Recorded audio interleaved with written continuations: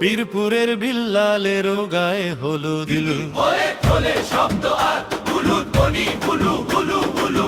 ছেলে ও মেয়েদের হাসা হাসির শব্দ ছেলে ও মেয়েদের হাসা হাসির শব্দ। আজকে সুহাগের ভাতিজার শূন্যতে খাতো না। আয়রে সবাই মেতে উঠি, করিস না আর রটনা।